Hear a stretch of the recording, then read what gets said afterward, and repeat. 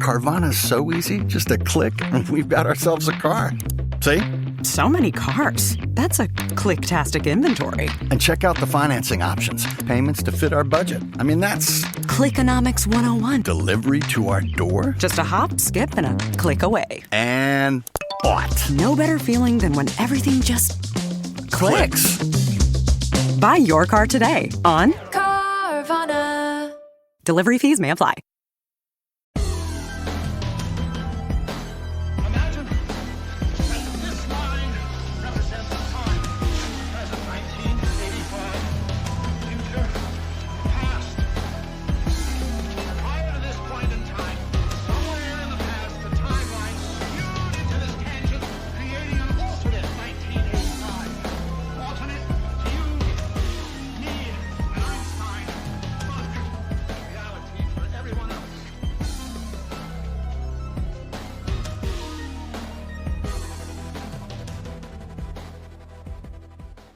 Welcome back to the Infinite Rabbit Hole. I'm your host, Jeremy, and tonight we don't have a guest because our guest canceled. It happens. It happens. It's not the first time, won't be the last. But they said that they will reschedule. I will give you a bit of a teaser for next week. As long as that one goes through, we have a, I don't really know how to explain it. It's going to be a bit of a surprise. It's going to be a different feel to the show altogether. Somebody reached out to me, and if she says who she said, if she is who she says she is, which I'm actually, as time goes by, gaining confidence that she is, it's going to be pretty cool. It's going to be pretty cool. Thoughts, Jeff? Sorry, I muted myself. She's probably not who she is. Probably an Indian call center person. She's gonna get on here and be like, just ask her for like a Do you- Facebook video. "Do you need a car warranty?" That's messed up, man. That's messed up. I'm telling you, man, I think she is. I think she is exactly who she says she is. I have a feeling that she's going to come on and she's going to tell us some crazy shit, and it's going to blow everybody's minds. And I think that you're going to really like it because it's right up your fucking alley. Probably. Which alley? The Yeah. music alley. Oh, okay. Oh, okay, yeah, The music industry. Wasn't sure which. for sure. I mean, look, there's a lot of crazies in this line of work, if you will, right? So we're all crazy on some level. So as long as it's a good conversation, even if she's not who she says she is, as long as it's an interesting conversation, I guess that's what matters, huh? Yeah. I mean, basically, it's going to be a conversation that mixes the occult with the music industry. That's about as far as we can go with it right now. And then the rest will just have to be a surprise for next weekend. Yep. Can't really go farther than that. For sure. So, I saw that you were spying on NASA again today. Yeah, I went to the beach. We haven't gone to the beach in a while, so we went down to the beach, and I like to go. I don't like people, right? I don't like to be surrounded by schmucks that I don't know. It's uncomfortable, and everybody knows when you go to the beach, it's just packed and it's annoying. And so we drove a little bit further, and we went to a beach right across the street from the Space Force base. And then, NASA was a few miles off to our side, but you could still see it. I'm always out there just keeping an eye. You never know any funny business going on. I got to make sure I'm on the up and up. So, right. But I was really hoping to see, because normally when I drive, past that road during the day at work and stuff, a lot of times the Space Force base, like they're doing like flight drills and stuff, like right over that beach. So I was kind of hoping to see like a C-130 or some Blackhawks flying around, like while I was chilling at the beach. They weren't, but it's all good. Maybe next time. Bro, I picture you in like full seaweed ghillie gear with like a monocular. See, here's the problem with that, right? With infrared camera technology and things of the sort, if I did that, they would find me, and then it'd be a problem. Whereas if I go out there dressed as a civilian, I'm just fishing, bro, right? I'm just at the beach, bro, my flip-flops, they're none the wiser. Yeah. Well, I don't know. You could just blend right in with a patch of seaweed. I mean, Honestly, how many patches of seaweed is there around the Cape, man? There's got to be a lot. it's actually not. There's like certain areas, but for the most part, because there's so much traffic out there, like so many people like enjoy this area for vacationing and things like that. Like a lot of it is like pretty well maintained. Like I don't know what you call them, the water, the people who like maintain the water out there. So NASA, all of the Cape is like protected wildlife reserve, and then they have like their own teams of people that go out and like clean up the seaweed and the algae and all the stuff out there too. So it's like, even though it's wilderness and it's like protected natural preserve, other than where they put their fucking launch pads, which is weird. Like they're cool to tear up shit and like build a launch pad, but God forbid I make a campfire with some wood lying around. But you get screwed, man. Yeah, they do controlled burns and stuff out there. Like it's pretty well kept. So well, They don't so mangroves, though. yeah. So Mike and I, after last night's episode, we kind of sat back and hung out. Bless you. We kind of sat back and hung out a little bit and bullshitted a little bit. Talked about URT, talked about the episode, talked about what we can do, in the future for some ideas for some upcoming episodes and everything. And he asked me. He said, honestly, what's your guys' thoughts behind it? He goes, I'm catching on to the gist of the show. You and Jeff have different mindsets on things. And he goes, I'm getting the feeling that Jeff's a little bit more open to this. He goes, am I right? And I said, yeah, Jeff, I think Jeff's pretty open to all this. He goes, what about you? And then I said, I'm not going to lie to you. When I first heard it, I have the science blocker on, right? Physics blocks my judgment sometimes. And, but when I was messing with Urus, I would go back and, basically reverse engineer the main answer to a big question. So, for example, I would ask it, what is human consciousness? It'd give me an answer. And I'd be like, okay, I could see this, but it conflicts with something that I was taught or learned somewhere down the line. So I would take key concepts of its answer and reverse engineer it with its own answers. So I would ask it to basically explain this bit of its answer, and keep going all the way back down to its elementary bits so that I can learn where it gets its basis from. And after I did that with a bunch of different questions, everything from black holes to ice ages to quantum physics, I started getting more comfortable with it. And that's what I was telling them. And then we started getting into a bigger conversation along the lines of, do we think that the scientific world is ready for something like URT? And I told him, I said, I'm going to be honest with you, man. I don't think that you're going to be welcomed with open arms. And I said, it doesn't mean that I don't think that you should keep pushing. I said, I think you should let URT talk for itself and continue to learn it yourself. But you're going to get extreme pushback. I think it was Planck's principle. And I think this is like one of the first big talking points that we could really dive into here on the show tonight. Planck's principle. I believe, I don't know the exact wording of it, but it was something along the lines of science only advances one funeral at a time.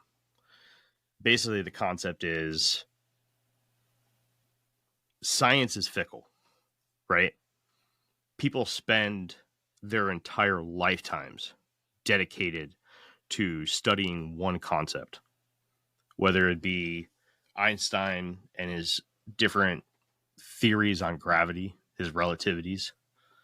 As soon as something comes along and dismisses relativity, anybody who spent their lifetime on that is going to push back on it, especially if they have tenure in a prestigious college. They've authored many books. They've helped with Nobel Prize laureates. They're going to push back, and the community is going to neglect the new evidence.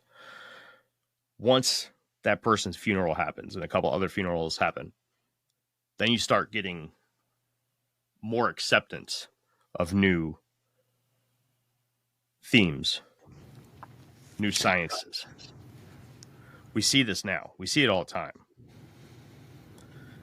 I mean, we originally saw this with the Earth-centric model, right? With the Catholic Church, right? Back when it was thought that the Earth was the center of the universe, Right.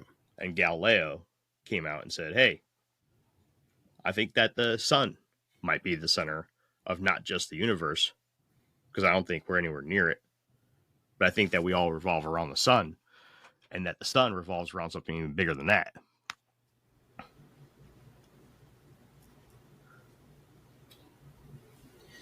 Did I just cut out? Yeah, you just cut off your mic too. Is it back on? No. No. Yeah. Yes or no? No. God damn it.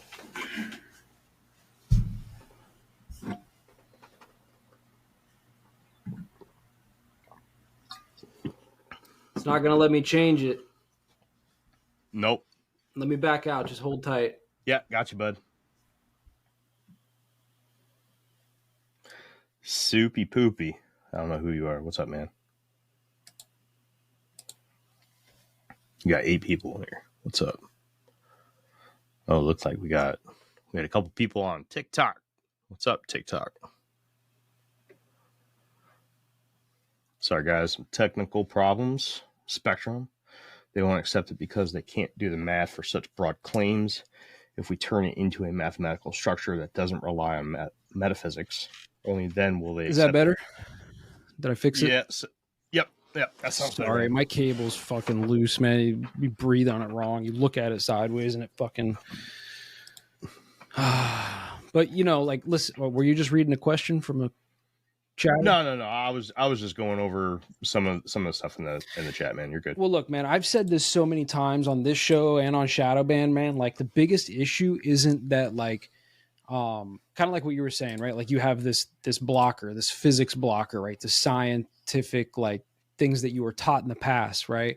Mm-hmm. So you're right on the academic side, in like the actual like higher ups and like the people who tell us what the fucking truths are or whatever, they have to deal with that on like another level, right? Like you said, because they're all invested in a certain thing, and they're getting grants from governments to study certain things and all this kind of stuff. So they're really locked into like a certain set of physics and a certain way of thinking about things and how to test things and all that kind of stuff. But just for the regular schmuck out there, like it's similar in the sense that, we're all told what is fact, right? And the thing is, going back in history, like you were saying, where they used to talk about like the earth was flat, or, heliocentric versus, earth. There you go. Right. Yeah. I was trying to think of it. We're told from those on high, what is the truth? What is the fact about the world we live in and the universe we live in? So it's very hard for people to like separate themselves from those things that are fact and explore the possibility of new ideas, right? Like, just generally speaking, which is, this is why I always take the route of well, not always, but, I try to take the route of things that I can prove for sure that people just think are conspiracies, right? Like, this is why I always go back to chemtrails and weather modification, right? Because when you say the word chemtrails, people are like, okay, here goes this guy again with his chemtrails. But I can clearly, and I've done it with you and many other people, I could walk you through the steps and point to you exactly how this is true, where the facts are, and all that good stuff. And by the end of that, you're like, okay, yeah, they're real, right? So when you start to like open some of those doors, it makes it a lot easier to take in some new alternative information and consider the possibility that that might be closer to truth than what we're told by those on higher up. Right now, lucky for you and other people, like we've done this for years now. Right. So, when Mike comes in with this URT thing, even though you still kind of have that physics block on whatever you're talking about with him, you're way more, I see it, right? Like I see from an outside perspective, I see you as more open to these types of things now than 4 or 5 years ago. You know what I'm saying? Just because we've gone through this so many times. So, yeah. Well, so like the first thing that popped in my head once our guests canceled tonight, I've been going down a ton of rabbit holes, and we've had pretty, lengthy lists of guests pop up. We've had Mike through 3 weeks in a row now, and then we're going to have a good couple weeks of guests coming up right after this. So I had written down a list of topics. I just don't have it near my desk. It's upstairs. I wasn't expecting it because he literally just canceled 15 minutes before the recording. But one of the things that I wanted to talk about eventually, which I thought would make a good episode, was just the general topic of closed-mindedness versus open-mindedness. Because when we first started this podcast, or at least when you first joined this podcast, right? I think we meet closer in the middle now. But we used to be much further apart. I used to be very closed-minded, and you were very open-minded. And I think you still are a very open-minded person. And I'm still, I still have the blockers on from physics and shit that I learned from school. But perspectives change. And I think that's good for us. And now that we live in this world where you have all this information at the tips of your fingers. Man, this isn't anything new. Everybody knows this. But it comes down to a mentality and tribalism that really affects how your personal open or closed-mindedness affects the way that you absorb this information, and then you regurgitate it back out into the world. Now, just as well as I do, if we're just going to stick with the chemtrails topic, if we go up to a group of 10 people, 10 strangers that don't know each other at all, just pick 10 random people in the continental United States, we say, hey, do you believe in chemtrails? There's a pretty good chance that we're going to get a wide range of different answers. Everything from absolute yes to absolute no to somewhere in the middle and then somebody's going to have a long, elongated explanation about why yes, but no in some certain senses. And some people are going to even tell you about, cloud patterns and stuff. And they're going to tell you that, oh, well, if you see this, then it's definitely not because these are normal weather patterns. And then some people are going to tell you the same thing about the exact same cloud pattern, but tell you why it is, right? It all comes down to who you've been around, tribalism part, right? The influences that you have, and then your own personal open-mindedness, closed-mindedness. I think that if anything, being a part of Infinite Rabbit Hole has really helped out personally with these topics, is that I've become more aware of where I stand or where I tend to migrate to when it comes to some of these topics. And I'm more aware that I tend to divert directly towards a specific type of answer, more academic. I hate saying that because I've never even finished school for this shit, right? But that's They always tell you there's a catch, a compromise, an asterisk. Terms apply. See store for details. Maybe less than advertised. May vary by mood. Probably. Sprite Zero Sugar? It's different. It's the lemon lime flavored refreshment you want with zero sugar. So, no fast voice? No caveats. Just refreshment. This is Sprite Zero Sugar. Obey your thirst. technically the route that I would go, right? The textbook answer, if you will. And I try hard to fight that. I do. And I think that if more people could see that in themselves, we would progress a lot faster, because the chemtrails is a really good example, right? I mean, if you really do just take a second and look at all the evidence that's there, it doesn't take a genius to realize that they're putting shit into our air. Yeah. Well, you know, like, and there's nothing wrong with like defaulting to like reasoning using like methods that you've learned already, right? Like the academic side of it, right? There's nothing wrong with that.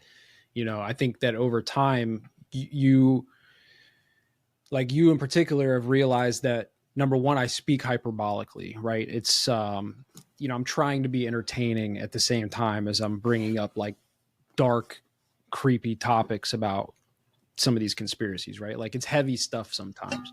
And I've realized over the course of my life, right? Because I've been into this way longer than I've been podcasting, right? Podcasting was just something that came about after years of being in this kind of like mindset. And I've realized just in my personal life, like you can never really get through to people, even if they believe what you're saying.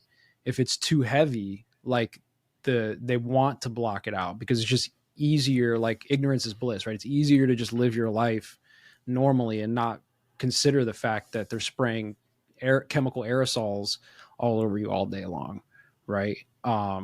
So, you know, I speak hyperbolically. I think you've realized that over the years. I say things like space is fake. But when we really get into the conversation I mean, how many hours have we talked about that? Like 100 hours probably, all accumulative, right? Like you understand what I'm saying now when I say space is fake. It's not that there's nothing there. It's just that the information that we're getting as a whole about the information from space just isn't complete and most likely manipulated or covered up in some way, right? Whatever that is. And, you know, and that goes with any of these topics. So I think that helps a lot when you're talking to people, like bringing an entertaining aspect to it, you know, making people think like, what is this guy talking about? Space is fake. Like, is he stupid? You know, but then you get into it and you're like, oh, I see what he's saying. He's just saying like we're not, just like Mike was saying the other night, like we're not even peering out into space with the full spectrum of, you know, sensors and all that kind of stuff. We're not even catching all the information and all the data coming at us, right? So when they tell you like this is the fact of the thing, I'm the first one to be like bullshit, because there's no way you know all of the information, because I know that you're not capturing all the data, whether it's space or weather modification or interdimensionals, you know, stuff like that. Well, that's a really good point. That feeds right into what I was talking about. There are those people, and you know, I'll count myself in on that at one point in my life. I'm not there anymore, but I will question that now. But there are those people that will take that just because it came from the mouths of somebody in NASA that said, this is what this is. That is exactly what it is. And no ifs, ands, or buts about it. That's the definition of what that is, and there's no question. Right. Until proven wrong, that's what it is. But we've learned that these definitions change dramatically, and it's very fluid. It's not static at all, right? It seems like everything's changing more than it's staying the same. There's no stagnant anything in science, especially when it comes to astronomy or anything having to do with the study of the universe. Saying that we understand anything that goes on outside of the orb that we live in, if you believe that it's a globe, right, is ignorant at best. It's silly to think that we have any of it figured out. It really is. Yeah, 100%, man. You know, that's the biggest problem. That's why I used to have that shirt that I used to sell. It said "Trust the experts" on the front, and it was in quote. Yeah. And then on the back, it listed like the Holmesburn Prison Project, MK Ultra, all these like programs that were like, today, if the public like truly knew that those types of things were happening, it'd be outrage. Like we would, governments around the world would get overthrown overnight because you'd be like, what are you doing? Right. So, there's that whole thing. But then, you get into like when you see it, and we all saw this during like COVID and stuff pretty heavily, when you have like repeated propaganda is the word I'll use, mm-hmm. right? When you hear like media personalities, celebrities, like, the news, politicians, and they're like regurgitating the same exact talking points word for word. Like everybody's seen like that video compilation of like all the news anchors talking about what they were talking about, safe and effective, right? Wasn't that like the thing? Yeah.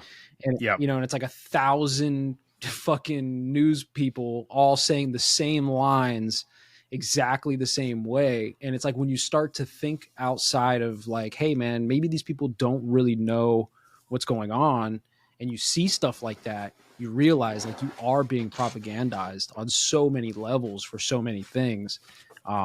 It's only a matter of time before we start, and we're already doing it, right? Like with weather modification and chemtrails, like it was such a fringe topic not that long ago. Whereas now, like I have seen on the news that guy who ran the company, what's it called? Yeah, I know you're talking about the guy that was on Sean Ryan. Same guy, right? And like they're openly talking about weather modification now. They're openly talking about spraying aerosols into the atmosphere to manipulate rain patterns and all this type of stuff. So it's interesting to me like how quickly some of these quote unquote conspiracies turn into, oh shit, that was right, that was true. Just because I think the internet, I think because people are talking about this kind of thing. There's a lot of that, man. I mean, look, you can see it right now. What's going on with the whole like Russiagate thing, not to get political, but like that's another big one. Mm-hmm. That was a big conspiracy back a few years ago. And now all of a sudden it's like, oh, oops, nope. Turns out conspiracy confirmed, right? It's all the time. Augustus Dorgo. What's the name of his company? I can't remember. It's like Rainmaker or something. Yeah, I think you're right. But no, it's so I catch flack all the time on this show for not watching movies, right? Little do you guys know, because you guys, nobody knew of who the fuck I was before COVID, because I started this during COVID. But prior to COVID, I used to love watching DC comic movies, right? Never was a big Marvel fan. I never really dug anything from Disney.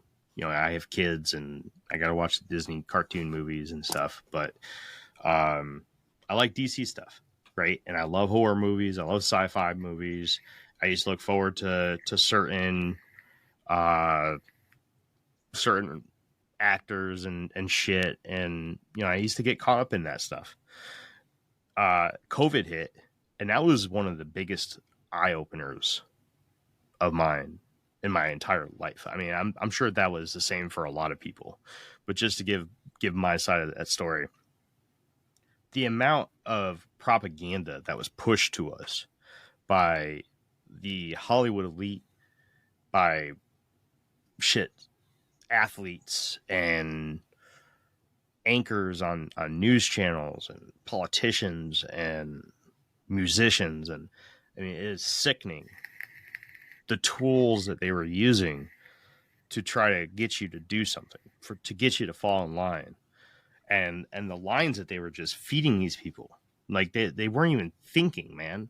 It was just read this line, and it was the same bullshit that they were forcing everybody around the fucking world or around the country to fucking read. It was disgusting. It's absolutely disgusting. And this loops right back into the open-minded, closed-minded conversation, right? You had those people that were just willing to fucking eat it up, man. Eat it up and regurgitate that shit on every fucking social media out there. And it was just disgusting to see some of the people that were willing to just regurgitate that back onto everybody. It was like, holy crap, dude. Like, do you understand what you're doing here? Do you understand what you're falling for? I think half of that, honestly, though, was the tribalism you were talking about earlier, like the politicization. God damn it, you get what I'm saying. The political aspect of it all, right? Despite what side of whose team you're on, I don't care. I'm not the political guy, right? I have my personal thoughts outside these shows and stuff, but you know, like there is a real problem with TDS, Trump derangement syndrome, right? Like love or hate the guy, fine, but there are a big chunk of people who just, no matter what, like they're just anti-Trump 100%. And when that got politicized and it became that thing, I think that's where a lot of that came from, was just, you know, oh, well, Trump said this thing, or, you know, MAGA people said this thing, so we have to push the propaganda as the opposite of that thing, right? And I think that caused a lot of harm to like the trust that people had in politicians, which they never should have had to begin with, by the way. But, you know, that's kind of what happened there. I think a lot of that was just, you know, tribalism, political tribalism. It's so crazy to see. It was a big social experiment, man. It was just to see all of the people that, you know, you used to talk to all the time just start parroting all this shit, and to see your own little tribes that you would associate with, you know, whether it would be your work tribe, your bar tribe, your fandom tribe of a certain sports team, or you know, your fucking bingo tribe or jogging tribe, or, you know, your kitten playhouse tribe, whatever the fuck you're into, right? Just to see, you know, you go to these different places and the themes are different, and you can just, the brainwashing. Yep. The brainwashing, and there's not even a lot of effort that comes down from the top. A lot of it just gets done at the bottom. In all these little tribes, the work gets done for them. All they have to do is just read this line on the local news, and all the little tribes take care of the rest, man. Yeah, and you know, It's incredible. One of the biggest problems we have right now as a society, in my opinion, is that you have this insane tribalism, right? So people are constantly just focused on their own propaganda on both sides, and they're just constantly bickering and arguing with each other. And at the same time that's happening, you have this academic class up here that's just feeding us facts about the universe and about the world we live in, right? So nobody's got the capacity to question those things coming from higher, right? So it's like, I think that's the biggest problem, right? This is why people still think 5G is totally safe. This is why people still don't believe in chemtrails. This is like the whole reason all this stuff is just allowed to continue to happen to us, is because we're being, you know, labeled, classified, and psyoped into like our own little fucking worlds, while they just are up here doing this thing and just feeding us nonsense constantly. And people just don't have the ability to think for themselves. I mean, you know, and I'm not blaming people, right? We all got jobs, we got families, we got shit to do, right? There's only so much time in a day that you can dedicate to like doing your own research, right? So, you know, that's one of the reasons why I started podcasting to begin with, was because you know, like I said, in my personal life, I would talk about all these crazy conspiracies to like my friends and my family. And it just got to a point where they just knew, like, oh, here's Jeff. He's about to say some shit, you know, like here he comes. Right. And I could see over the years, like, I'm not getting through to anybody. Like nobody's, you know, they heard what I had to say and like they're comfortable being complacent, and that's fine. So I was like, hey man, maybe I should just like talk about this shit on the internet. And I'm glad I did, because, you know, there was a time there where like there was a lot of fucking people listening to my show all the time. And then I joined this show. So that's even more people that are hearing my crazy ideas. Right. And I still get comments and they're like, this guy's a fucking nut, you know, and that's all good. But I also get the other side of it where people message me and they're like, bro, like that thing you said the other day, like it hit, man. Like I went and did all this deep research because I heard you say that thing. And I'm like, see, that's it, man. That's all I care about. I'm not trying to convince people of shit. I'm only trying to convince people to like question everything. Right now, you might come to the answer that's given to you already.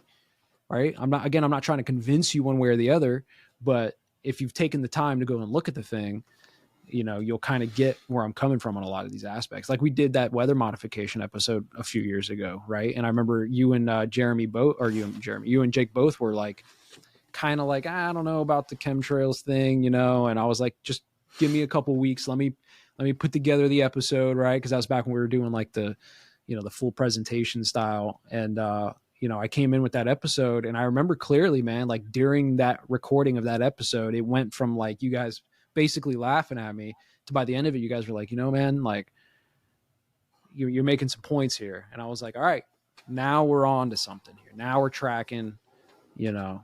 And I think for me, honestly, that was like a big turning point in this show for me, right? Because before that, I kind of just felt like a permanent guest, if you will, you know? And then after that one was the one where I was like, okay, I think I'm actually like here, you know, we're doing the thing. Yeah. Well, I'm happy. I'm happy you feel like you're at home, man. Welcome home, bud. I fucking hate this show.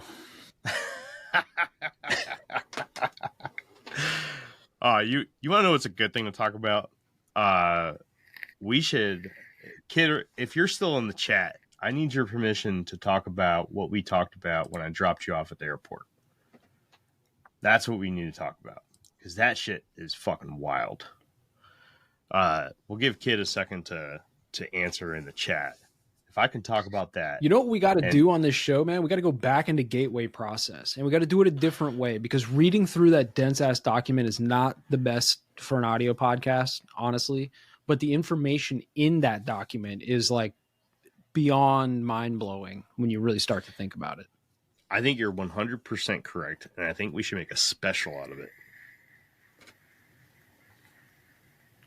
I think we should absolutely do a gateway process special. Kid said, shoot it. Go for it. All right. We'll talk about that off the air, but I think you're right. So, Kid, you're going to have to like correct me here if I start exaggerating or not, because I just remember talking to Kid, dropping her off at the airport after UFO days, and I just couldn't believe what she was saying. But then she was sending me these articles from Canada, and sure enough, I don't know, articles or links to like little social links. I don't know what they were, but basically the gist is that people from Canada believe that if you cross the border into the United States, that the border guards will ask you what your opinion of Trump is. And if you have a negative opinion of Trump, they'll arrest you. Like, that's a normal opinion in Canada. Like, that's a normal thing. Everybody believes that because that's what they push in the media and through the politicians. They push that shit up there. Wouldn't surprise me. And I was like, Kid, you know how crazy that doesn't sound right at all. See, right here, there's huge stories floating of them banning people from the States. What about that fucking thing where they're stopping people from walking in the woods? What is that shit about? You heard about that? In Canada? Yeah. Well, shit. We need to bring that up. I mean, like, I could first of all, let me go back to the first point, right? I totally would believe that they would propagandize people that way because, again, it's the TDS situation, right? And, you know, if they can strike the fear into the hearts of Canadians and make them think that this guy is like actually an authoritarian, like he will arrest you just for having a bad opinion about him, like, of course they're going to push that narrative, right? And Canada, unfortunately for you, kid, and anybody else who's Canadian that's listening, you guys don't quite have the same rights that we have here in the States, right? So, you know, sucks to suck, I guess, but I could totally see that happening. Now to the second point. The world moves fast. Your workday, even faster. Pitching products, drafting reports, analyzing data. Microsoft 365 Copilot is your AI assistant for work. Built into Word, Excel, PowerPoint, and other Microsoft 365 apps you use. Helping you quickly write, analyze, create, and summarize. So you can cut through clutter and clear a path to your best work. Learn more at Microsoft.com/M365 Copilot. Adobe Acrobat Studio, so brand new. Show me all the things PDFs can do. Do your work with ease and speed. PDF Spaces is all you need. Do hours of research in an instant with key insights from an AI assistant. Pick a template with a click. Now your prezzo looks super slick. Close that deal? Yeah, you won. Do that, doing that, did that, done. Now you can do that with Acrobat. Now you can do that with the all-new Acrobat. It's time to do your best work with the all-new Adobe Acrobat Studio. Point of them banning people walking in the woods, I immediately, when you say that, think Agenda 2030, right? Get people out of nature and out of rural areas and get them forced into smart cities, 15-minute cities. And that's just one small piece of that puzzle, right? Stop letting people enjoy nature. Stop letting people, you know, find out that that's what, because listen, we're all humans, man.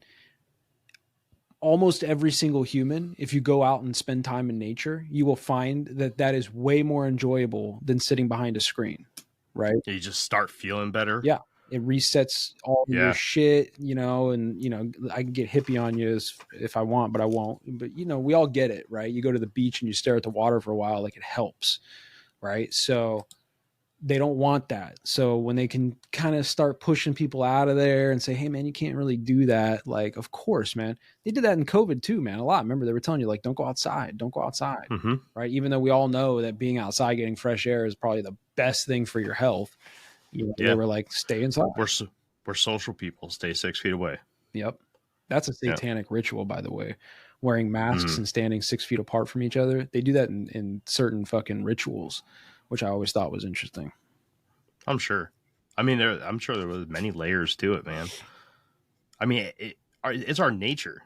It's in our nature to be outside, to get vitamin D, to be social, to talk to people, to create those tribes. You know, even though tribalism has a very negative view right now, right? Because, you know, that's what we apply to it. Tribalism was, you know, at its core was a survival mechanism. You know, it was something that was infused into us to help us survive. That's how we learned who was safe to be around, who wasn't gonna fucking kill us. So social activities is very important for human beings. It's important for our mentality. It's important for just us being human. You see these comments that kid just put in? No. Could face a fine of up to $25,000 plus for being caught hiking. It's because the weather is not good, conditions are too dry, and forest fire prevention. We have huge censorship laws here, and the hiking camping ban is also in the maritime province of Nova Scotia, so the east side of the country, very small province. Yeah, look, man, said this 1,000 times. The whole climate crisis thing is just another part of the Agenda 2030 thing. It's just another psyop right now. A lot of like first layer conspiracies, right? They'll be like, oh, it's because they just want to carbon tax us, right? And that kind of thing. It's like, well, that's probably a small piece of it. But really, it's this idea that they want to scare us into thinking that we are the problem for nature. But in reality, we are nature. Right? We are animals just as much as any other animals. We just happen to be fully conscious and self-aware and intelligent, and we have thumbs. But, you know, we're fucking animals, bro. And the whole psyop is to make us think that we are separate from nature. So you can't go hiking because, you know, it's forest fire prevention and the climate's fucked. So you can't go out there because you might fuck the climate up even more, bro. You know, that's all it is. Mm-hmm. Yeah. What happens if you fart out there? But they don't ever throw the other side of that in there, and they say, hey, well, also by the way, like we're doing weather modification, you know? Yeah. Like, bullshit. Hey, forest fire prevention, but we could also make it rain if we want to, and that would make everything wet and there wouldn't be a forest fire, but we're not going to do that, right? Yeah, absolutely. Fucking assholes. No, I thought it was wild when she was saying that shit. Like, apparently people were asking her if she was like nervous to come here, was she flying in? People were concerned that she wasn't driving because they didn't want her to have to cross the border. I mean, like, this isn't even a new type of propaganda. I mean, back in World War II, when the soldiers, went to, I think, Iwo Jima, right? And we took Iwo Jima. There was a lot of women and children that jumped off cliffs because they were propagandized to think that the Americans would literally eat them, that we were cannibals, right? So when we took that island and we started rounding up all the people that were still there, the women and children, like in the back of their mind, they were like, these guys are going to eat us. And they were throwing their babies off of cliffs and they were jumping off of them after. It's the same thing that they're doing to the Canadians right now, saying, hey man, it's dangerous for you to go to America, especially if you have negative views of Trump. Like, they're going to fucking lock you up and shit. Like, what are you talking about, bro? Right. Nobody's going to do that to you here, man. They're not going to do that to you. We have laws specifically against that. Our Constitution blocks that shit from happening. Yep. You can't do that here. And like, the whole worry about ICE, like that's a very touchy subject here. And that's diving too politically right now. I'd really try hard to not make this a political show. But on the books, the target of ICE is to remove illegal immigrants, and that is what they are supposed to do. I can't tell you what they're actually doing. I have no idea. I'm not watching the news because the news is most likely pushing false narratives. Yeah, it's all fake. Both sides of the news, right? No matter which side of which program you're listening to, like, you're getting fake information. That's the whole thing. Yeah. I have a lot of buddies that are from California that are, still in the Navy or just got out of the Navy, who are also Hispanic, that are in Southern California, down in San Diego, in I can't remember the name of the county, but it's in Camarillo, and gosh, I can't remember the other one. Camarillo and anyways, I'm not gonna sit here and try to think of it. And they're not having problems, so I don't know what to say. I've got a couple buddies who have been out for a while, and they're not worried about it. They're American citizens. They're Hispanic. Their family is all American citizens. They're not worried about it. It just, from my point of view, it seems to be the ones that are legitimately not here legally. But from my point of view, they're all fucking lizards, bro. Okay. And they just are harvesting your adrenochrome and all that good stuff, right? There's interdimensional psychic vampires. Listen, man, if you want to get away from the tribalism of politics, just go deeper down the rabbit hole, and Hell yeah, and you're good, bro. You'll realize that Yep. they're all fucking lizard people, bro. Yep. Yeah, it doesn't matter what side of the aisle, man. Nope. There is no such thing as partisanship, and there's no such thing as bipartisanism. Two wings of the same bird, brother. That eagle faction. It's two wings of the same bird, but also two wings of multiple birds. It's kind of a weird, fickle thing. And at the very, very core, it is one entity, like Jeff is saying. But I believe that it goes through many, many different routes before it gets to blue and red. Oh yeah. Yeah. Listen, I all the don't- blue politicians, and not all of them, but most of the blues and most of the reds, they all go to Bohemian Grove. Yeah. Right? They all go to the Bilderberg meetings. They all go to the WEF, World Economic Forum, and you know, they're all controlled by the Trilateral Commission and the Council on Foreign Relations. Like, you get deep enough down the rabbit hole, the red and blue doesn't matter anymore, bro. Period. Yep. You know? Yep. You see anybody going to any, like, especially like Bohemian Grove and the World Economic Forum, man, you see anybody fucking going to them, instantly lose trust for those. They all worship Moloch. They're all in the Saturn death cult, bro. You know what I'm saying? A stone owl. Or they're just useful idiots working for people who worship Moloch and are in the Saturn death cult. I think that's what the majority of them are, just puppets. I think that's probably the best bet when it comes to the majority of the politicians. For sure. Most of them are just driven by fucking money. For sure. And they're all psychopaths too. I mean, there was a study done. I forget the name of the study, but you have to, in order to become like a politician outside of your local government, right? Now you could talk about like your local county and stuff, like that's probably different. This is just moms and shit, out there doing their thing. But like when you get to higher levels of government and politics, like those people are literally psychopaths. Like actually, like look into it. I don't doubt it, man. I mean, just from a definition standpoint, it makes sense to me. 100%. All right. What else can we argue about? Damn, we're not doing a lot of arguing. We didn't really do any arguing today. I don't know how long we've been going for. Oh, about an hour already. That went quick. Interesting theory. So, very interesting theory. And this is kind of where I was going with the whole asking Eurus at the end of episode 2 with Mike.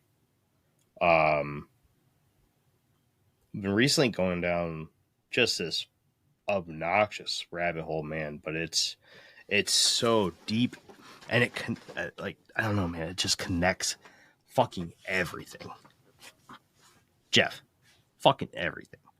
It's stupid how it connects fucking everything. It all starts off with DMT. Okay. Of course. DMT, basically the gist is I can't even tell you who to give credit to for this, because it's not just one person. There's multiple people, multiple layers of people, multiple different concepts put together that people just started brainstorming over. But basically the gist is that the DMT realm is base reality. And that we are living in a simulation. With the entities in the DMT realm as the entities that are running this simulation.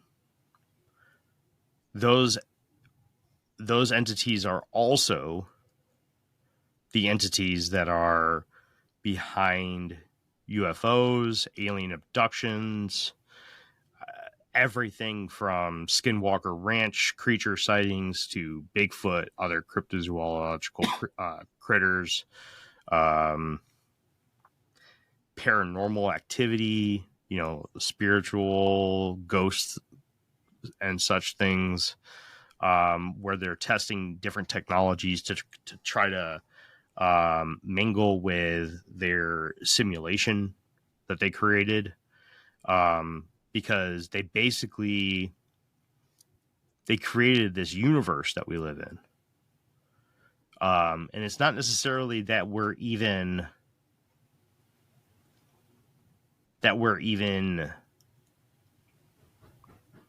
like players, as in like controlled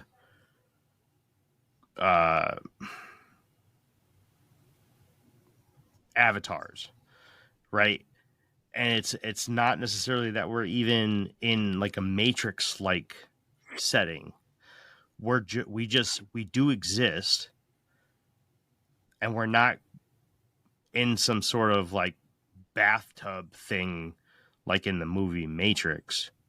In base reality, which is in the DMT realm, we actually do exist in this created reality that is influenced by our outside creators, if you will. And that when we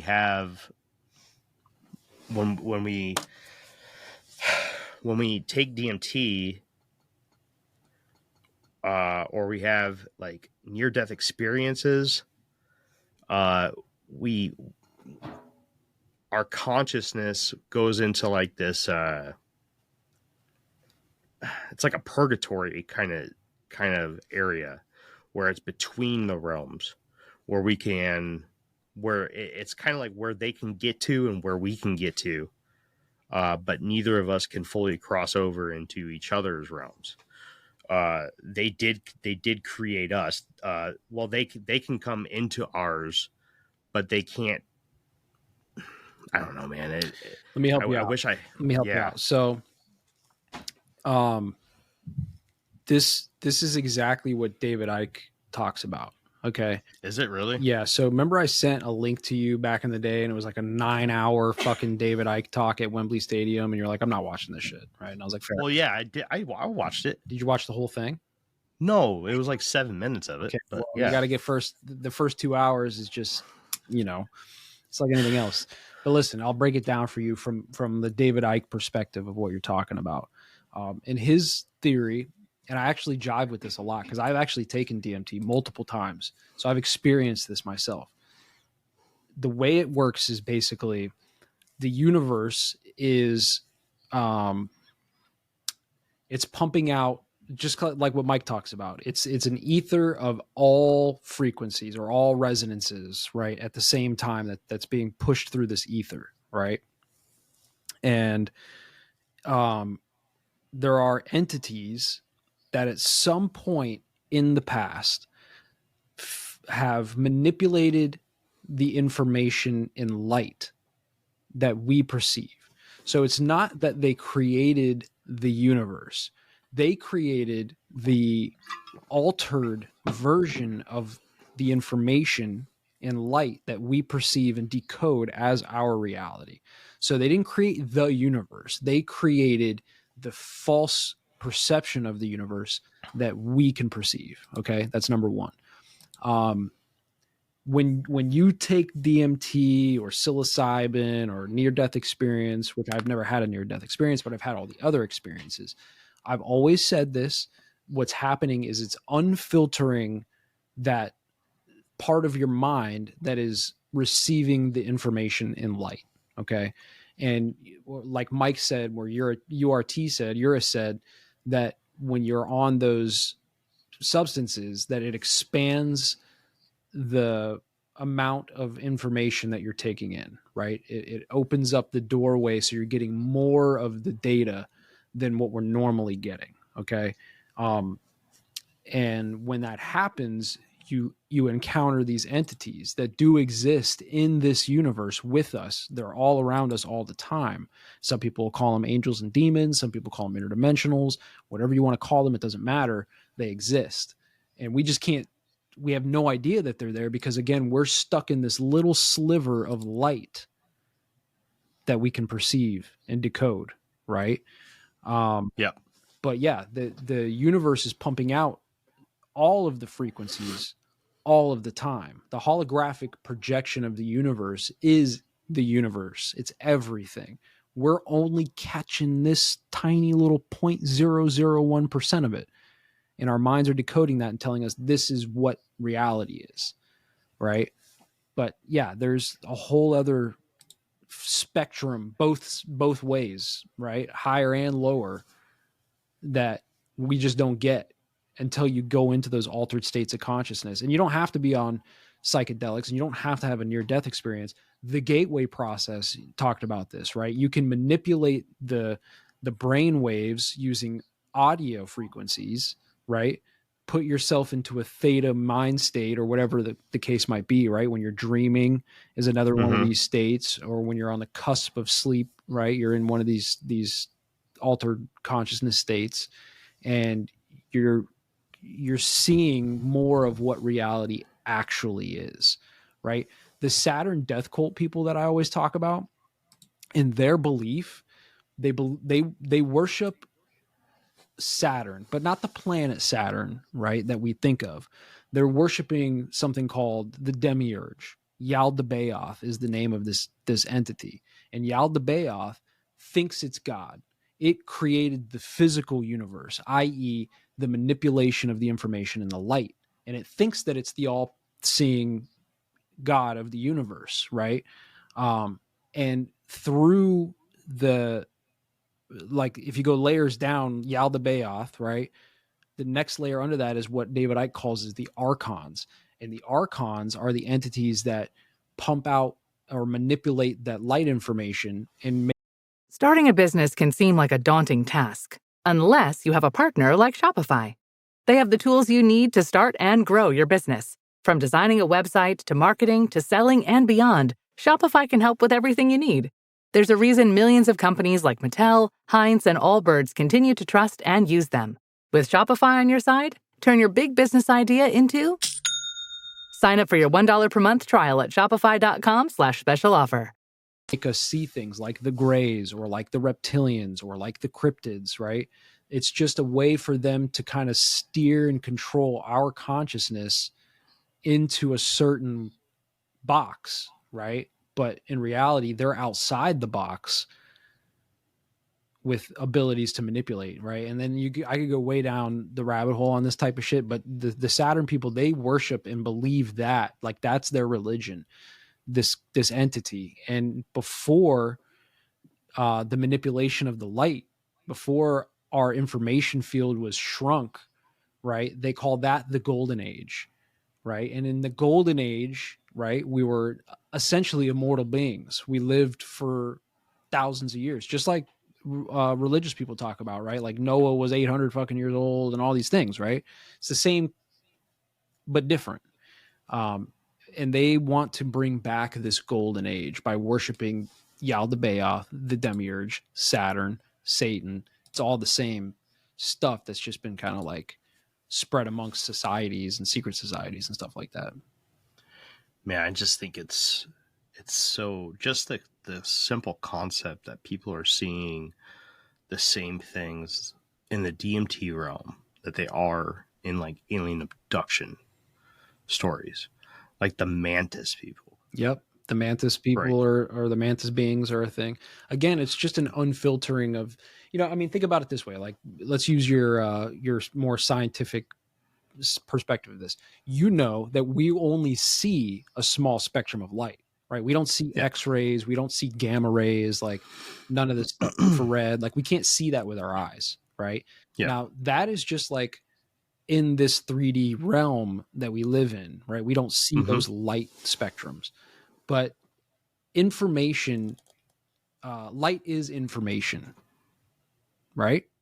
Yeah. Light is information, and we're only getting, again, 0.01 or whatever the number is percent of the information, right? When you take psychedelics or you go into an altered state of consciousness somehow, you start taking in 0.02, 0.03, 0.1, 1% of the information, right? Depending on the dosage or the level of your altered state of consciousness. So you start to experience more of actual reality. So when you say things like the DMT realm is the base layer of reality, it is. When you're in the DMT realm, you're literally seeing more of what reality actually is. So just a few things, because I haven't really dove into the whole DMT thing. This is really like one of my very first dives into DMT, and it's fucking wild, man. You should try it one day. Oh, dude, I want to. I fucking want to, man. I do. I really do. Maybe when the kids are older. I got too many young kids right now. But so correct me if I'm wrong, right? But from what I've read so far, I have some interesting books. I'll have to share them with you. They're fucking cool, man. I think you'll dig them.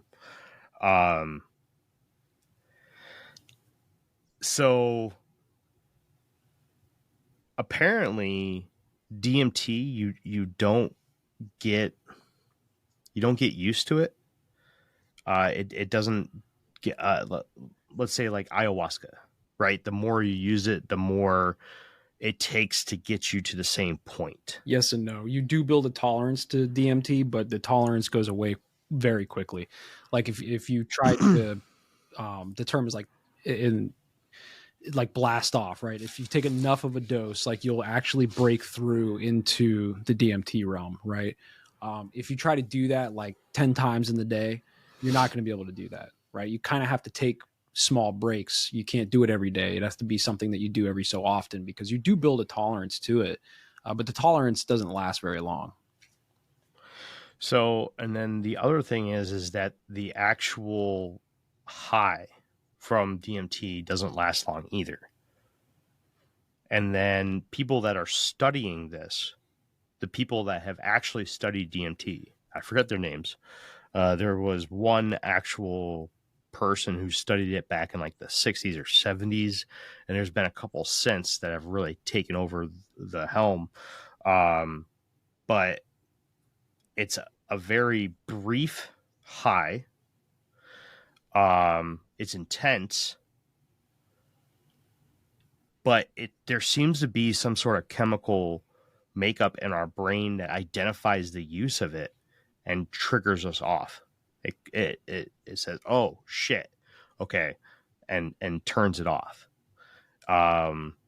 Sort of like a kill switch or like an e-stop kind of thing. Is that right? Yeah, I mean, I don't know like why or how that works, but I would say that jives with the experience for sure, right? Because like I'll tell you my very first DMT experience. I smoked it, and as I was like exhaling, I laid down on the bed, and all of the colors that you can imagine, more colors than you've ever seen. Okay. Like colors you didn't even know existed started to swirl around me. I was basically going through a wormhole, if you will. Okay. And this is why they call it blasting off, because you get the sense that you're flying through this tunnel of colors. And in this cycling of colors, right, we've all seen like the Tool imagery, or like, these screensavers where you're like in this like trippy, like, pool of colors that are doing like trippy, like fractal stuff. You're in that, right? And while you're in that phase of it, blasting off is when you encounter the clockwork elves, or what I experienced. I would more equate them to like clowns, right? It was like a clown experience. I felt like I was in a circus tent or something, like going through this wormhole. And then at some point you break through. Right after the blasting off, you break through. And when you break through, that's when you're in this DMT realm.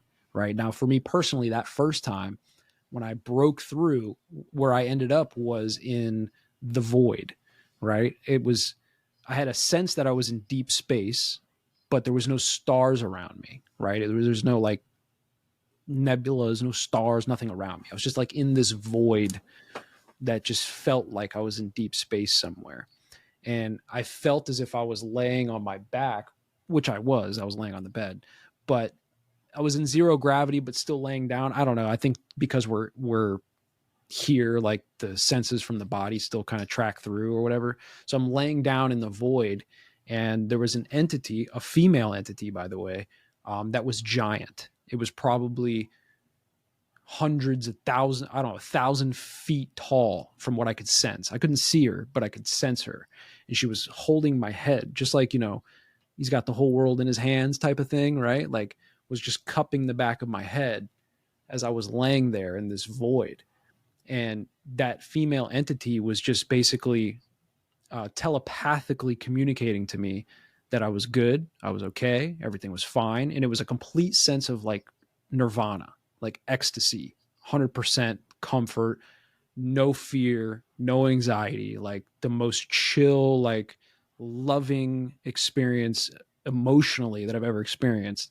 And in that state, I literally witnessed all of time from beginning to end. Like I literally watched them build the fucking pyramids. I watched like all of the things happen in the world. Now that was probably my own mind taking information that I was taught and told throughout my life and like trying to like fit that into this void that I was in, if you will, right? Like I don't think I actually saw time go by, but I know I existed there for all eternity.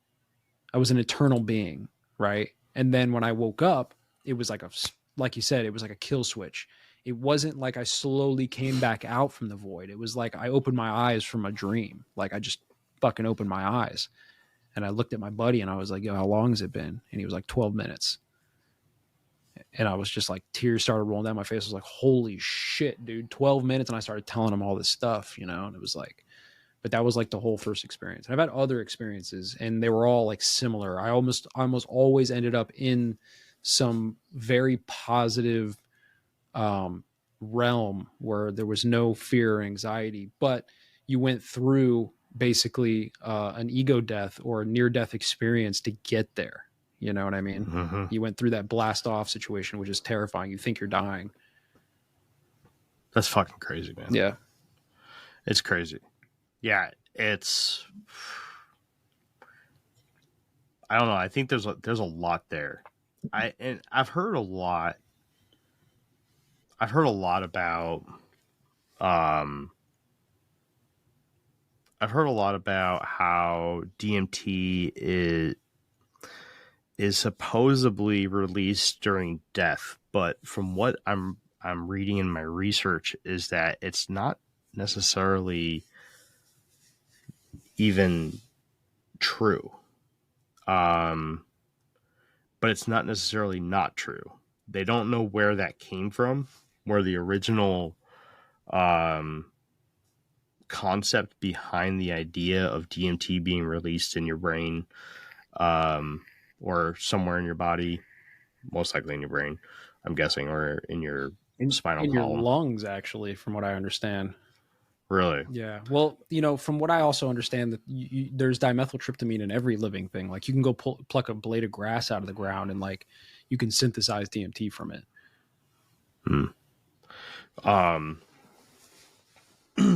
But it's, I don't know, man. It's fucking wild. I don't have words for it, man. It's a rabbit hole that I wasn't expecting to get this lost down. And it's a major detour in plans that I've had that I'm just not going to get to because of this. I think it's a good rabbit hole to go down, man. I mean, I've had like other experiences on psilocybin. One time I had eaten some mushrooms and I was laying in bed, and while I was laying there with my eyes closed, there was again, every color you could never imagine coming out of me in sacred geometric patterns. They were like pulsating out of me, right? And like moving away from me. And as they did that, they were making like this fractal geometric shape and pattern going away. Again, I felt complete bliss the whole time. And in the matrix, if you will, of this fractal stuff that was moving away from me, a face formed, right? And it was kind of a vague face. I couldn't like see like in super high detail, but it was like a bearded man figure, right? Like imagine what people think that like God or Jesus or Muhammad or any of these figures looked like, right? Like this bearded man of some kind. And same thing, it was like comforting. It was like telling me like, yo, you're good, man. Like, and it was like a feeling of love that I had. And when I came out of that trip, I immediately thought to myself, like, I just experienced whatever it is that our ancestors experienced that made them come up with these religious ideas, right? Like they must have seen that same thing. And that's what prompted them to write down like, hey man, just like the female entity from the DMT trip, like I experienced the same thing our ancestors experienced. And when they came out of that, they wrote it down. They were like, bro, there's an entity that's like all seeing, all knowing, omnipotent, all loving, right? And it's there, and I think that that's what they experienced. That's what they wrote down. And those stories just tracked through time to become religions and spiritualities and all these types of things, right? But I've experienced both the male and the female energies in this altered state. And both of them were like profound experiences for sure, like life-changing. Like the way that I see the world is different because of those things. Yeah, I think it'd be really cool to go through that, man. Once the kids get older, I can start playing with all that. I can't do it right now. Yeah. Psilocybin's a little different. It takes more time. That's an 8-hour situation, and you have to take a lot more of it to get to that state.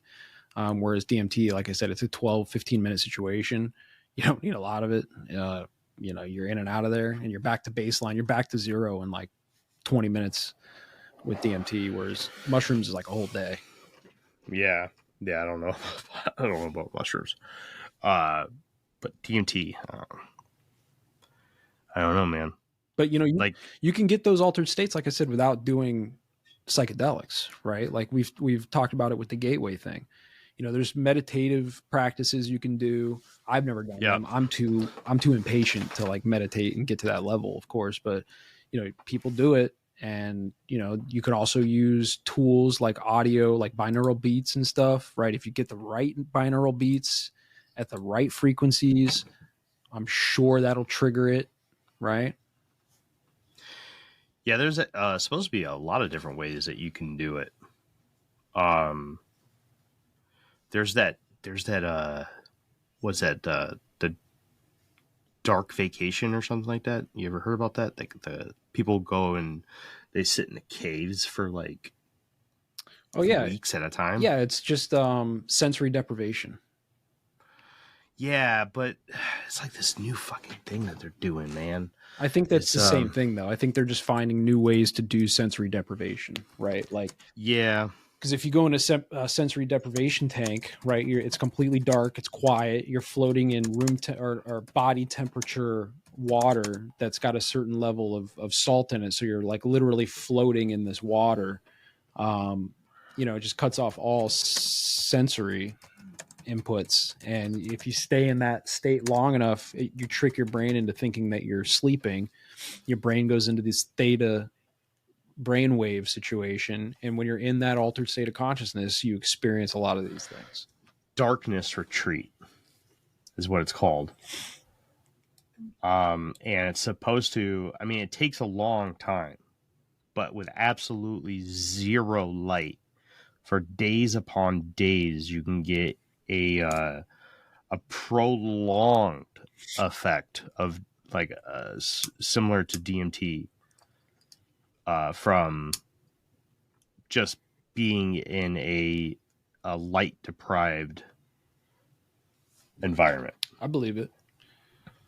You could do a short version of this in your house, right? You could just shut the lights off, go in your room, and spend a whole day in there, right? And you'll have a similar experience because, again, you're tricking your brain into thinking you're sleeping. And just like when you're sleeping, you dream, right? And you see all kinds of stuff in your dream, right? Those things aren't necessarily happening in front of your eyeballs. They're happening in your third eye or in your mind, if you will, right? And it's like, it's the same thing, you know? And to answer the Moore's question, is there grades of DMT, like good shit versus bad shit? I'm sure there is, man, right? Like the thing is it's synthesized. So, you know, unless you're doing it yourself and you know the chemistry, you're getting it from somebody else. And that motherfucker is going to cut it, right? They're going to, you know, their methods of synthesization, is that a word? Synthesizing, whatever. Like their methods of doing that might not be clean and things like that. So of course there's going to be different grades to it. You know, especially now you have like fentanyl and stuff like that floating around. Who knows what the fuck you're getting? So I wouldn't suggest going and just like hitting up your boy and being like, yo, let me get some. No. Right. Like if you can get down to do like an ayahuasca retreat, do that. Right. Like, I was lucky enough to try a lot of this stuff, you know, 15 years ago when I was like in my early 20s, before a lot of like the sketchy stuff is going around now. So I wouldn't do it also because I'd just be too fucking paranoid, get fentanyl or something. But be honest with you, I'd probably go the realm of like signing up for some university trial. That's probably the way I'd go. Like intravenous, you know, lab controlled, doctor supervised situation. Yeah, that would probably be the way to go, you know. I mean, don't get me wrong. I mean, I'd love to just hang out at home and you know, drop DMT, man. But yeah, the shit you get on the streets probably be way too fucking scary nowadays. It's just sketchy, bro. But you know, that's the thing with DMT is like you exit this reality, or you unfilter this reality to the point where you have no idea. Like, you know, it doesn't matter where you're at. You could be under a fucking bridge. Like, you're not going to be under that bridge during your trip. I'll tell you that. You know, whereas if you take psilocybin, you know, setting is very important because it's a slower situation. Setting and mood. Setting and mood is super important when you take other psychedelics because it just doesn't hit the same way, right? Where DMT is like a light switch, you know? Yeah. Yeah, from what I understand, DMT is not even like the way people describe it. You go to a similar place, right? If you psilocybin, there's like three doses, three. Well, the holidays have come and gone once again, but if you've forgotten to get that special someone in your life a gift, well, Mint Mobile is extending their holiday offer of half off unlimited wireless. So here's the idea: you get it now. You call it an early present for next year. What do you have to lose? Give it a try at mintmobile.com/switch. Limited time 50% off regular price for new customers. Upfront payment required. $45 for 3 months, $90 for 6 months, or $180 for 12-month plan. Taxes and fees extra. Speeds may slow after 50 gigabytes per month when network is busy. See terms. Levels of dosage, right? You have the light dosage, which will just slow down the world for you. Right, it just doesn't really do much. Yeah, shit gets trippy. It's similar to a psilocybin trip in a way. Like shit's just weird, you know. And then the middle one will just make you want to fuck everything, and then the really high dosage is when you just start seeing shit. Yeah, you go to a different reality at that point. But yeah, man, it seems fucking awesome. It really does. Yeah, Spectrum, there's something like 5-MeO DMT and something else. There's various forms, and that's why like I've never done ayahuasca, but that's probably the better way to do it because the way that ayahuasca works is I don't remember. It's a leaf and a vine basically. I don't remember which one does what, but like let's just say that the leaf is the 5-MeO DMT, right? The vine is the inhibitor for so basically when you eat it, there's an enzyme in your stomach that breaks down 5-MeO DMT, so you don't have a hallucinogenic experience. But the vine, or maybe it's vice versa, one of the components of it inhibits that enzyme that breaks down the 5-MeO DMT, so that when it processes through your liver, you experience that DMT trip for hours rather than 10 or 15 minutes. I love it. That's crazy. Yep. Is it the same? It's the same. Yes, it's the same chemical reaction that's going on in your brain. It's like with anything else. Like if you smoke something versus eat something, as long as, you know, the enzymes in your stomach don't inhibit the results from you eating it, it's the same. It's basically the same. It's just prolonged, right? So if, for instance, if like I'm hitting this vape, right? I know it's gross. Mm-hmm. Fuck you guys. You know, the nicotine going through my lungs, the nicotine going through my lungs and causing the chemical reaction in my brain is relatively short, right? Like you get that quick fix, and then within a few minutes, like the effects of the nicotine go away. This is why people chain smoke, right? Because you know, it just goes away. Whereas if you ate a handful of nicotine and swallowed it, like you're going to get nicotine sick. It's going to be the same result happening in your brain. It's just going to last for a lot longer, you know? So same with edibles, right? If you smoke marijuana, you know, yeah, you're going to be feeling good for a while. If you eat it, you're going to be feeling good for a lot longer. Well, what do you think, man? Hour and a half. I think 10:30 sounds like a good bedtime for you. Yeah. Look at you. You're all tuckered out. I got to work in the Florida sun tomorrow. You get to lay on clean sheets. Ooh, Crystal put clean sheets on the bed. Oh, man. You're spoiled. I know. She's good to me. Yeah. Yeah. I like him. What do you want? I think you should punish him with some homemade muffins or something crazy like that. You know, really teach him a lesson. She made an Oreo cheesecake. It's in the fridge.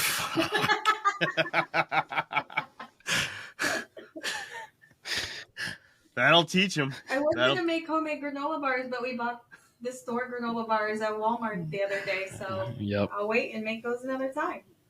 Oh, man. You're going to get fat, bro. No, he's not. No, I got a high metabolism, and I work in the Florida sun. Yeah, you'll get there.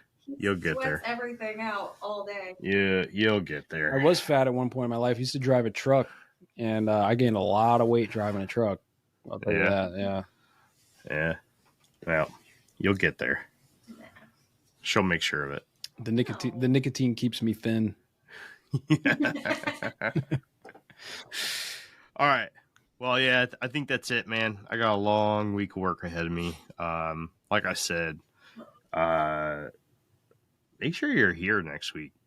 I think we're in for a surprise. I think it's going to be a pretty cool episode.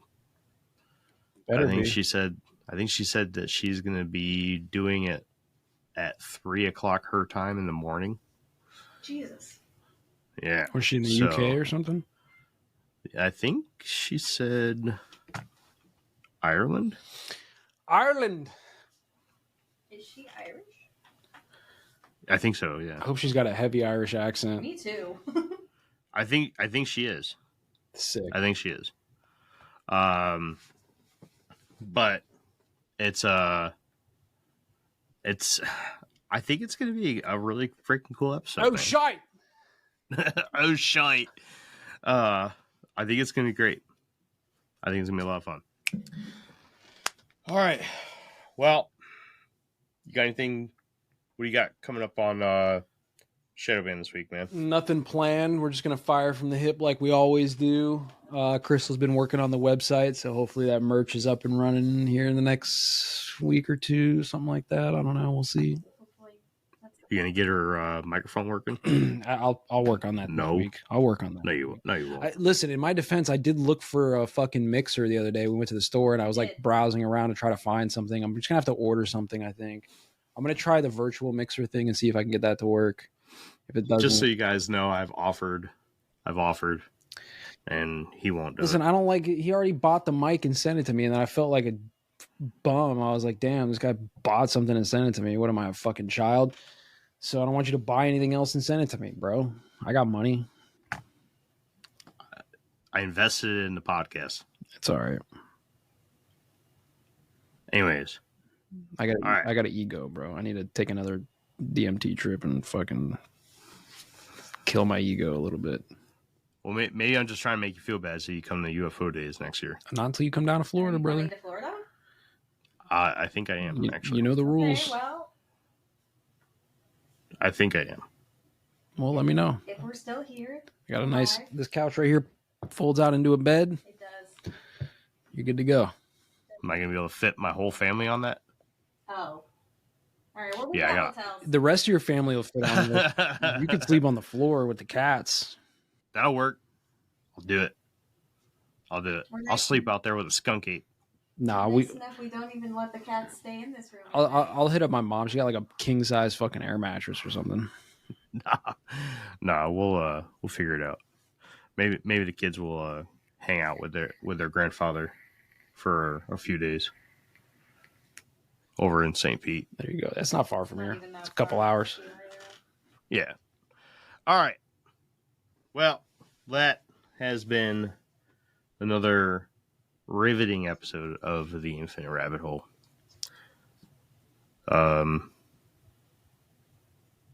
Yeah. All right. Until next time, travelers. We'll see you right here in the next fork in the path of the Infinite Rabbit Hole. Bye, everybody. Bye.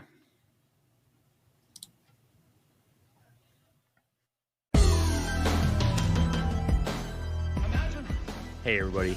Thanks for checking out the Infinite Rabbit Hole podcast. If you're looking for more of our stuff, head on over to infiniterabbithole.com, where you can find links to all the podcast players that we are available on, and even our video platforms such as TikTok and YouTube. While you're there, make sure to check out all the links for our socials and hit that follow so you know when all the new stuff from our podcast comes out. And until next time, travelers, we'll see you right here in the next fork in the path of the Infinite Rabbit Hole. Bye.